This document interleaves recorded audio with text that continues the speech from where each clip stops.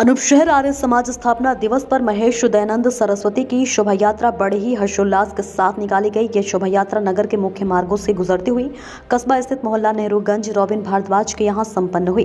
राजघाट गुरुकुल स्थित गुरुकुल के छात्राओं ने विभिन्न प्रकार के योगा प्रस्तुत कर लोगों को संदेश दिया। लोग व्यायाम करने से निरोग रहे। इस अवसर पर चारों वेदों का प्रचार प्रसार किया गया। हवन यज्ञ का भी कार्यक्रम किया गया।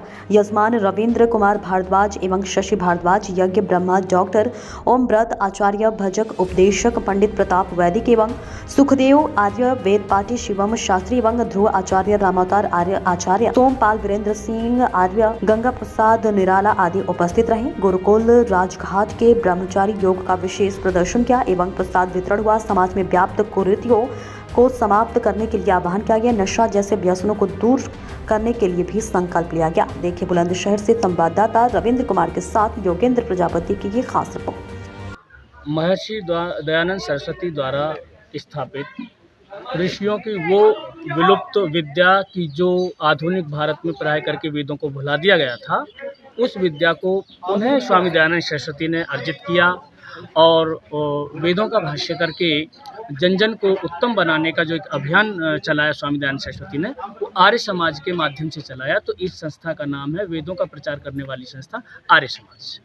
तो आपके साथ में एक बैनर लगा हुआ है पतंजलि योग समिति, उसकी क्या भागीदारी है? वो भी हमारे ही एक अंग हैं और उन्होंने भी महर्षि स्वामी पतंजलि के योग दर्शन के आधार पर योग का प्रचार प्रसार न केवल भारतीय स्तर पर, राष्ट्रीय स्तर पर, उसको विश्व स्तर पर पहचान दिलाई है, आयुर्वेद को और योग को। तो वो भी एक आर्य समाज का ही और वेदों का ही एक कार्य है।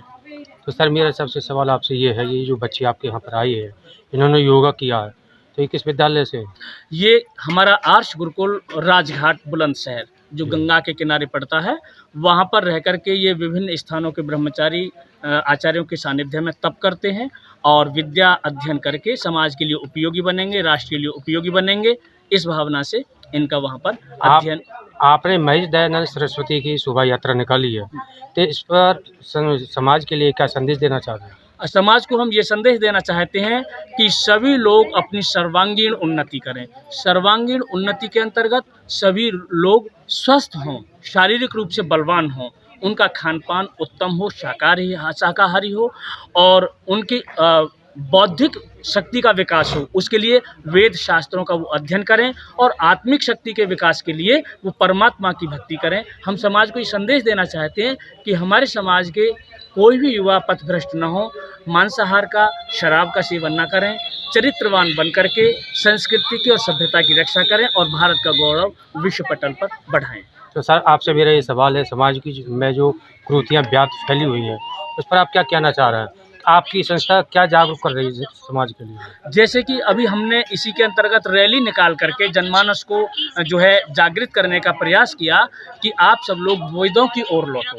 अभी स्वामी दयानंद सरस्वती की जो हमारी पुण्यतिथि मनाई गई 12 फरवरी को, उसमें हमारे राष्ट्र के प्रधानमंत्री महोदय मोदी जी ने भाग लिया और उन्होंने संदेश दिया कि महर्षि स्वामी दयानंद सरस्वती के विचार इतने प्रासंगिक हैं कि जितने पहले थे उतने ही आज भी हैं। कि आप वेदों के लिए, वेदों के प्रचार प्रसार के लिए क्या क्या कार्य कर रहे हैं?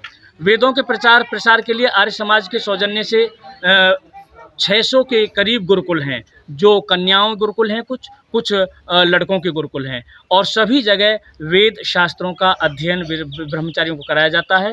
वेदों के प्रचार प्रसार के लिए यहाँ पर माननीय रविंद्र भारद्वाज जी ने चारों वेदों के यज्ञ का संकल्प लिया, जो कि ऋग्वेद, यजुर्वेद, सामवेद और अथर्ववेद, चारों वेदों के पारायण की आज पूर्णाहुति हमारी परसों को होगी, जो हमारा चैत्र शुक्ला पंचमी और जो है और 10 अप्रैल 1875 जो आर्य समाज का स्थापना दिवस भी है, वो परसों के दिन हमारी जो है पूर्णाहुति होगी। तो आपसे मेरा ये आखिरी सवाल है कि हमारे देश के महापुरुषों ने महिलाओं की नारी सशक्तिकरण के लिए बहुत आवाज़ें बुलंद कर रही हैं, तो आपकी संस्था क्या काम कर रही है महिला उत्पीड़न के लिए? जो आधुनिक संस्थाएं या जो ग्रुप नारी सशक्तिकरण की वकालत आज कर रहे हैं, स्वामी दयानंद सरस्वती ने 150 साल पहले ही नारी शक्ति को जो है परिभाषित किया था कि नारी अस्तु पूज्यन्ते रमन्ते तत्र देवता।